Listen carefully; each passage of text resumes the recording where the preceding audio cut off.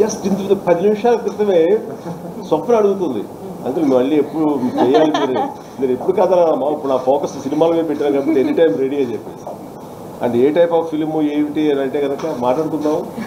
నాకైతే కనుక ఫోక్లోర్ సినిమాలు చేయాలని ఉంది. బడ్జెట్ మాయలు మంత్రాలు యానిమల్స్ మాట్లాడటం వాటితో ఇంటరాక్ట్ అవ్వటం ఇలాగా పాతాళ భైరవి లాంటి సినిమా మోడర్న్ డేస్కి ఎలాగా చేయొచ్చో ఈ టెక్నాలజీని వినియోగించుకున్నట్టే కనుక చాలా ఎగ్జైట్ అయింది. దానికి నాగేశ్వరుని కూడా ఆలోచన పట్టాలి. లాస్ట్ 2 years నుంచి వైజయంతి మూవీస్లో మెగాస్టార్ గారితో సినిమాని ఆయన మాకు ఎన్నో అవకాశాలు ఇచ్చారు, ఎన్నో కథలు విన్నారు. కరెక్ట్గా కథ తయారు చేయలేకపోయాం. ఇప్పుడు నాకు ముందుకు వచ్చాడు కాబట్టి ఒక మంచి కథతో తొందరలో భారీ సినిమా ఒకటి అన్నారు. నైస్ కోఇన్సిడెన్స్ అండి. ఇంతకుముందు టాపిక్ వచ్చి ఎలాంటి సినిమా చేద్దామని అడిగితే నాకు పాతాళ భైరవి లాంటి సినిమా చేయాలని ఉంది.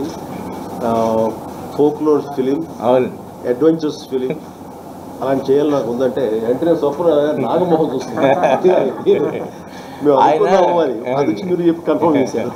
ఆయన అతను చిన్నప్పటి నుంచి నాగి ఒక ఎస్వి రంగారావు గారికి, ఒక సావిత్రి గారికి, ఒక విజయ ప్రొడక్షన్స్కి అభిమానట.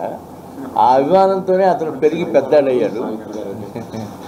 సో నాకు ఎప్పుడో చెప్పాడు భైరవి లాంటి అని ఒకళ్ళు అనుకున్నాను అంకుల్, అది చిరంజీవి గారి లాగా అట్లా ఉంటే బాగుంటుంది. ఇంకా ఫార్మేషన్కి నాకు 1 year పడుతుంది. టైం మిషన్ మీద బేస్ చేసి చేశాను. అది వాళ్ళే చెప్తారు, వాళ్ళే చెప్తారు తొందరలో. చాలా టైం పడుతుంది కానీ but that will be the problem.